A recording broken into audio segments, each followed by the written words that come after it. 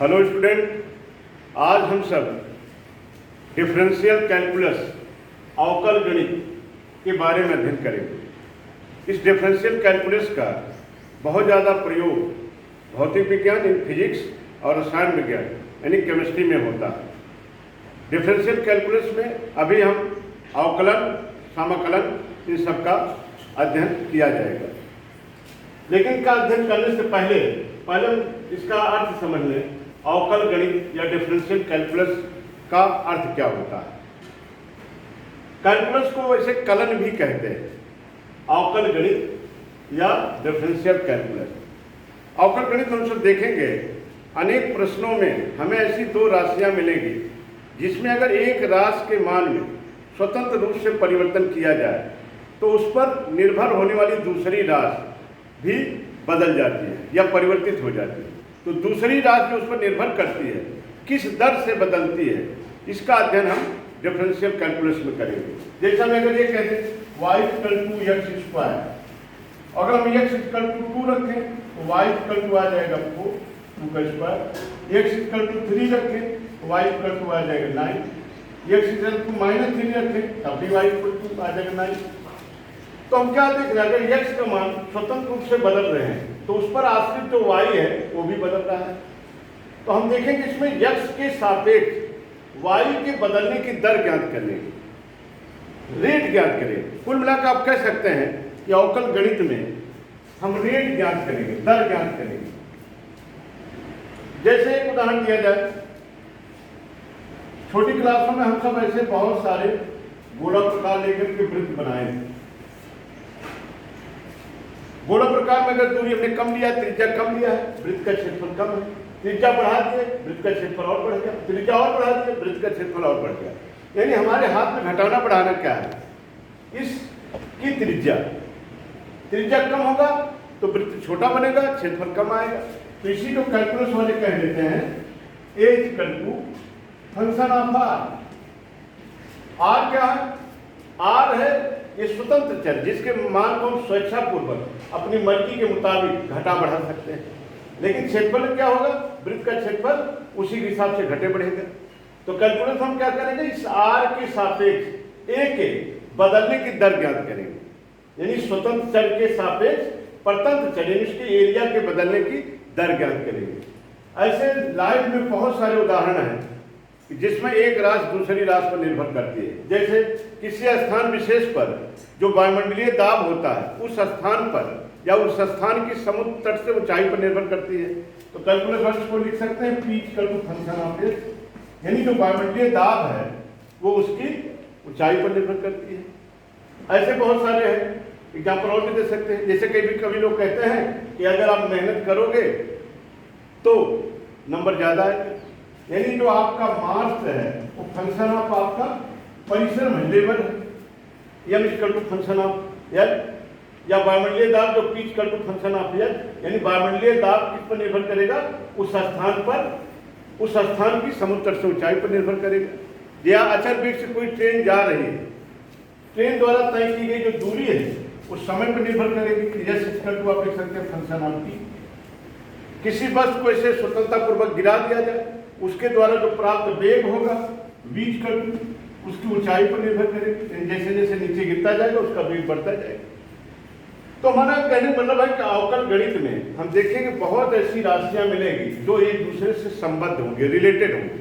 अगर एक के मान में परिवर्तन किया जाए दूसरी भी बदल जाएगी। तो दूसरी किस दर से बदलेगी, किस प्रकार बदलेगी, वही दर अवकल गणित में ज्ञात किया जाता है। तो अब अगर आपसे कहा जाए भाई अवकल गणित किसे कहेंगे, तो आप कह सकते हैं जब दो राशियां एक दूसरे से संबंधित हो, एक दूसरे से रिलेटेड हो, उसमें से अगर एक राशि के मान में परिवर्तन किया जाए तो दूसरी राशि में परिवर्तन किस दर से होगा और इस परिवर्तन की दर से संबंधित अनेक क्रियाओं और उनके दर से संबंधित अनेक प्रश्नों का जो विश्लेषण और अध्ययन जो होगा वो सब किया जाएगा अवकल गणित में। कुल मिला के सामान्य रूप से आप समझिए कि डिफरेंशियल कैलकुलस में दर ज्ञात किया जाएगा। एक राशि के मान में हम स्वेच्छापूर्वक बदलाव लाएंगे तो दूसरी राशि किस प्रकार बदलेगी, किस दर से बदलेगी, वो दर ज्ञात किया जाएगा। और इस दर से संबंधित अनेक प्रश्नों का भी अध्ययन किया जाएगा। अब इस दर को निकालने से पहले कुछ चीजें और भी जान लेना है। इस अवकल गणित में राशियों को डिफाइन किया गया, क्वांटिटी, राशियां। इसमें मुख्य रूप से दो तरह की राशियां होती है, एक चर राशि होती है और एक अचर राशि होती है। चर को अंग्रेजी में कहते हैं वेरिएबल्स, अचर राशियों को कहते हैं कांस्टेंट। ऐसी राशियां जिनका मान हर एक प्रश्न में बदलता रहता है, यानी जो परिवर्तनशील राशियां हैं उनको कहा जाता है चर राशि। जैसे आप हल करते कहीं x² + 3 = 12, यहाँ x की वैल्यू कुछ दूसरा है, x + 6 = 9, यहाँ x की वैल्यू कुछ दूसरा है तो x ही, लेकिन अलग अलग प्रश्नों में x की वैल्यू क्या आ रही, अलग अलग आ रही। तो जो चर राशियां होती हैं, चर माने परिवर्तनशील, चर माने चलने वाली नहीं, चर से मतलब होता परिवर्तनशील।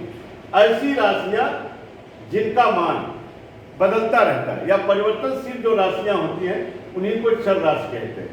और चर राशियों को जो दिखाया जाता है, चर राशियों को जो दिखाने का तरीका है, अभी आप देखेंगे जो अंग्रेजी वर्णमाला के पीछे के अक्षर है, जैसे x, y, z, या इसके पहले भी ले सकते हैं u, v, w। ये सिंबल बनाए गए हैं चर राशियों को दिखाने के लिए। अंग्रेजी वर्णमाला के जो पीछे के अक्षर है u, v, w, x, y, z, उनसे चर राशियों को दिखाया गया। अब इसके बाद आता है अचर राशि। अचर राशियों को कहते हैं कांस्टेंट। अचर माने जो परिवर्तनशील ना हो, जो न बदले, उन्हें अचर राशियां कहते हैं। अचर राशियां भी दो तरह की होती है, निरपेक्ष या पूर्ण अचर, और एक होता है स्वैच्छ अचर। निरपेक्ष या पूर्ण अचर या एब्सोल्यूट कांस्टेंट इसको कहते हैं। जैसे जितने भी अंक होते हैं, जैसे 5 हुआ या -5 हुआ, पाई हुआ, -3, -2, ये कहीं किसी भी प्रश्न में आएगा। 5 है तो 5 से न कम होगा ना 5 से ज्यादा होगा, -5 ही रहेगा। पाई 22/7 है तो हर कहीं किसी भी प्रश्न में आएगा तो 22/7 रहेगा।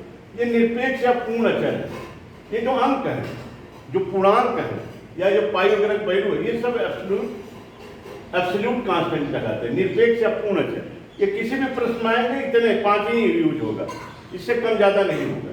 और स्वैच्छ अचर जो होता है, स्वैच्छ अचर, इसका नाम स्वेच्छापूर्वक, आर्बिट्रेरी कांस्टेंट। आर्बिट्रेरी कांस्टेंट माने जैसे आप ऐसे अगर ये कोई रेखा x अक्ष पर a अंताखंड काटती है, y अक्ष पर p अंताखंड काटती है, इसका समीकरण आप पढ़ते थे x/a y/b = 1। तो a और b की वैल्यू अगर यहाँ पता चला 3 है और यहाँ पता चला 5 मात्रक है, यहाँ कर देंगे 3, यहाँ कर देंगे 5। ये तो a और इस रेखा द्वारा x अक्ष और y अक्ष पर जो अंतःखंड कटे हैं, इनकी वैल्यू जो होगी अलग अलग प्रश्नों में अलग अलग आएगी। या आप ऐसे कहते हैं, एक रेखा समीकरण पढ़ते थे y = mx + c। यम इसकी प्रवणता होती थी, c होता था रेखा द्वारा y अक्ष पर कटा अंतःखंड। अलग अलग प्रश्नों में यम और c की वैल्यू क्या आएगी, अलग अलग आएगी। ये स्वैच्छ अचर है। फिर इसके बाद आता है, ये जो चर राशियां हैं ये दो तरह की होती है, एक होता है स्वतंत्र चर और एक होता है परतंत्र चर। स्वतंत्र चर माने जिसके मान को हम स्वेच्छापूर्वक अपने मर्जी के मुताबिक बदल सकें, वो होते स्वतंत्र चर। और परतंत्र चर जो उस पर आश्रित हो, जो स्वतंत्र चर के बदलने पर बदले, खुद से ना बदल सके, उसे कहेंगे परतंत्र चर।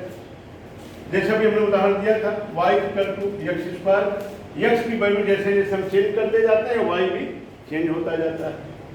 तो x को कहेंगे स्वतंत्र चर और y को कहेंगे परतंत्र चर। और ये स्वतंत्र चर और परतंत्र चर को दोनों को एक नाम दिया जाता है, संबद्ध राशियां। संबद्ध राशियां माने रिलेटेड क्वांटिटी। संबद्ध राशियां किसे कहेंगे, जिसमें एक राशि के बदलने पर दूसरी राशि भी बदल जाए, इसी से रिलेशन बना है। जैसे आपका कोई रिश्तेदार यहाँ कोई बीमार होगा तो आपको भी तकलीफ होगा, उसके यहाँ खुशी होगी तो आपके यहाँ भी खुशी होगी। ये रिलेशन से बना संबद्ध राशि। अगर एक राशि में परिवर्तन किया जाए तो उस पर आश्रित दूसरी राशि बदल जाए, ऐसी राशियों को कहते हैं संबद्ध राशि। यानी जो स्वतंत्र चर और परतंत्र चर है, इन दोनों को अगर मिला के एक शब्द बोलना हो तो आप कह सकते हैं ये संबद्ध राशियां। और इसी संबद्ध राशियों से संबंधित होता है फलन। फलन को आप समझे, जैसा भी हमने उदाहरण दिया था, वृत्त का क्षेत्रफल जो उसकी त्रिज्या पर निर्भर करता है, तो इसको हम लिखते हैं a equal to function of r, यानी वृत्त का क्षेत्रफल उसकी त्रिज्या का फलन है। r क्या है? स्वतंत्र चर है। a क्या है? परतंत्र चर है। ऐसे कहीं लिखते हैं y equal to function of x, y equal to function of x, यानी y का मान x के मान पर निर्भर करता है। तो किसके मान को आप स्वेच्छापूर्वक बदल सकते हैं? x के। x जैसे जैसे बदलेगा y भी बदलेगा, लेकिन y किस दर से बदलेगा, किस रेट से बदलेगा, वही दर अवकल गणित में ज्ञात किया जाएगा। अभी आप देखिए इसका x के सापेक्ष y के बदलने की दर ऐसे निकाला जाएगा, dy बाई dx या ddx ऑफ y, यानी x के सापेक्ष y के बदलने की दर, या इसी को अवकलन कहेंगे। तो फिर से एक बार फिर से जितनी बात है फिर से मैं दोहरा दूं। अवकल गणित में हमें अनेक प्रश्नों में ऐसी दो राशियां मिलेंगी जिसमें अगर एक राशि के मान में स्वतंत्र रूप से परिवर्तन किया जाए तो दूसरी राशि भी बदलेगी। तो दूसरी राशि किस दर से बदलेगी, वही दर जो है अवकल गणित में ज्ञात किया जाएगा, रेट ज्ञात किया जाएगा। डिफरेंशियल कैलकुलस में हम रेट ज्ञात करेंगे, और कभी रेट मालूम हो रहेगा तो टोटल वैल्यू भी ज्ञात करेंगे। रेट के लिए अवकलन और टोटल वैल्यू के लिए हम ज्ञात करेंगे समाकलन। तो जैसे हमने बहुत सारा उदाहरण दिया कि जब एक राशि के बदलने पर दूसरी राशि बदल जाती है, एक राशि दूसरी राशि पर निर्भर करती है। जैसे अगर आपसे कहा जाए वर्ग का जो क्षेत्रफल है किस पर निर्भर करेंगे? वर्ग की भुजा पर। घन का आयतन है किस पर निर्भर करेंगे? घन की भुजा पर। गोले का आयतन है, गोले का आयतन आप पढ़ते थे 20/4/3 पाई r3, यानी जो गोले का आयतन है उसकी त्रिज्या पर डिपेंड करेगा। त्रिज्या जैसे घटे बढ़ेगी और गोले का आयतन भी घटे बढ़ेगा। तो त्रिज्या के बदलने पर गोले का आयतन किस दर से बढ़ेगा या घटेगा, या किस दर से परिवर्तन होगा, वही दर हम अवकल गणित में ज्ञात करेंगे। तो अवकल गणित किसे कहेंगे? जब दो राशियां एक दूसरे से इस प्रकार से संबंधित हों कि एक राशि के मान में परिवर्तन करने से दूसरी राशि किस दर से परिवर्तित होगी, उस दर से संबंधित अनेक प्रश्नों एवं उसकी क्रियाओं का विश्लेषण और अध्ययन अवकल गणित कहलाता है, डिफरेंशियल कैलकुलस कहलाता है। और डिफरेंशियल कैलकुलस में हम दर निकालने से पहले राशियों के बारे में जानेंगे। राशियां, क्वांटिटी, ये राशियां दो तरह की होंगी, चर राशियां वेरिएबल्स, अचर राशियां कांस्टेंट। चर से मतलब है जो परिवर्तनशील राशियां हैं उन्हें कहा जाता है वेरिएबल्स, चर राशियां। और चर राशियां भी दो तरह की, स्वतंत्र चर और परतंत्र चर। इंडिपेंडेंट वेरिएबल, डिपेंडेंट वेरिएबल, जिसके मान को आप स्वेच्छापूर्वक बदल सकते हो वो स्वतंत्र चर है, और जो दूसरी राशि उस पर आश्रित हो, जो उस पर निर्भर करती हो, वो परतंत्र चर है। जैसे वृत्त का जो क्षेत्रफल है किस पर निर्भर करेगा? उसके त्रिज्या पर। तो ए इक्वल टू कहेंगे फंक्शन ऑफ आर। आर जो है ये स्वतंत्र चर है और ये क्या है? परतंत्र चर है। परतंत्र चर, गोले की त्रिज्या कम होगी तो क्षेत्रफल कम आएगा, त्रिज्या ज्यादा होगी क्षेत्रफल ज्यादा आएगा। यानी आपके हाथ में घटाना बढ़ाना क्या है? त्रिज्या। तो कैलकुलस वाले क्या लिखेंगे? A equal to function of R, यानी वृत्त का क्षेत्रफल उसकी त्रिज्या का फलन है, और त्रिज्या क्या है? स्वतंत्र चर। और वृत्त का क्षेत्रफल क्या है? परतंत्र चर। और ये जो स्वतंत्र चर और परतंत्र चर है, इन दोनों को मिला करके कहा जाता है संबद्ध राशियां, रिलेटेड क्वांटिटीज। रिलेटेड क्वांटिटीज मतलब अगर एक राशि के मान में परिवर्तन करने से उस पर आश्रित दूसरी राशि में बदल जाए तो ऐसी दो राशियों को कहा जाता है संबद्ध राशियां। और एक तरह से आप ये भी कह सकते हैं जो फलन होता है वास्तव में वो स्वतंत्र चर और परतंत्र चर से संबंधित होता है, या आप कह सकते हैं फलन जो होता है वो संबद्ध राशियों से संबंधित होता है। फलन जो डिफाइन किया गया है संबद्ध राशियों के लिए डिफाइन किया गया है, या स्वतंत्र चर और परतंत्र चर के लिए डिफाइन किया गया है। अब यहाँ अगर हमको रेट निकालना होगा ऐसे कैलकुलस निकालेंगे डी बाई डी आर, यानी आर के सापेक्ष वृत्त की त्रिज्या के सापेक्ष उसके क्षेत्रफल के बदलने की दर। तो पढ़ेंगे क्या? D d r of a, ऐसे लिखा रहता है d a by d r, लेकिन इसको पढ़ने का ढंग होता है ऐसे y equal to function of x, यानी y का मान x के मान पर निर्भर करता है। तो इसका दर कैसे निकालेंगे? dy बाई dx, लेकिन सही रूप से इसको पढ़ा जाएगा D D x of y, x के सापेक्ष y के बदलने की दर, या x के सापेक्ष y की रेट। तो रेट हम किसका निकाल रहे हैं? परतंत्र चर का। किसके सापेक्ष निकाले हैं? स्वतंत्र चर के सापेक्ष। इसमें एक चीज और भी है, फलन। फलन को देखिए, फलन हमने अभी बताया आपको, फलन जो होता है संबद्ध राशियों से संबंधित होता है, या एक कह सकते हैं एक स्वतंत्र चर और एक परतंत्र चर से संबंधित होता है। तो फलन जैसे हमने कहा y equal to function of x, यानी y का मान x के मान पर निर्भर करता है, या कह सकते हैं y जो है x का फलन है, y equal to function of x, y का मान x के मान पर निर्भर करता है। और इसके बहुत सारे सिंबल हो सकते हैं, fx भी हो सकता है, ix भी हो सकता है, hx भी हो सकता है, ऐसे gx भी हो सकता है, psi x भी होता है, लेकिन सबका अर्थ यही होगा कि y का मान x के मान पर निर्भर करता है। ऐसा नहीं y equal to phi x हो गया तो आप समझिए अर्थ बदल गया, वही अर्थ निकलेगा, y का मान x के मान पर निर्भर करता है। तो फलन कब कहेंगे? फलन के लिए यह है, एक आपने देखा एक x जो है स्वतंत्र चर है और y जो है परतंत्र चर है। स्वतंत्र चर मान जिसके मान को आप स्वेच्छापूर्वक बदले, और परतंत्र चर मान जो उस पर आश्रित हो, जो उस पर निर्भर करे। तो फलन के लिए क्या होगा? फलन में क्या होगा? जब दो राशियां एक दूसरे से, दो राशियां कौन है? एक स्वतंत्र चर है और एक परतंत्र चर। जब दो राशियां यानी एक स्वतंत्र चर और परतंत्र चर एक दूसरे से किसी नियम f के द्वारा इस प्रकार से जुड़ी हों कि स्वतंत्र चर के प्रत्येक मान के लिए, स्वतंत्र चर के प्रत्येक मान के लिए परतंत्र चर का यानी y का एक निश्चित एवं अद्वितीय मान प्राप्त हो, तब आप कहेंगे y x का फलन है। इसका मतलब क्या है जरा आप समझे। जैसे कहीं लिखा गया y equal to under root x, x के एक मान के संगत y का एक के मान मिलना चाहिए। अगर x के एक मान के संगत y के दो मान मिल गए तब आप कहेंगे फलन नहीं। जैसे y equal to under root x और कहीं लिखा गया y equal to x square, दो मान देखें। अगर हम यहाँ x इक्वल टू 1 रखें तो y बराबर कितना आएगा? 1 ही आएगा। अगर x इक्वल टू -1 रखें तो y बराबर क्या आएगा? 1 आएगा। x इक्वल टू 2 रखें तो y इक्वल टू आएगा 2 का स्क्वायर 4 आएगा। क्या देख रहे हैं? x के एक मान के संगत y का एक का ही मान मिल रहा है, लेकिन यहां देखिए अगर x इक्वल टू 4 रख दें तो y के देख रहे हैं अंडर रूट 4, तो y का मान आ जाएगा +-2, यानी x का मान तो एक है लेकिन y के दो मान मिल रहे हैं, +2 भी मिल रहा है, -2 भी मिल रहा है। तो आप यहाँ कहोगे y x का फलन नहीं, y does not equal to function of x, यहाँ y x का फलन नहीं है। लेकिन यहाँ आप कह सकते हैं y equal to function of x। तो x क्या है? स्वतंत्र चर और y है परतंत्र चर। तो आप कहोगे किसे?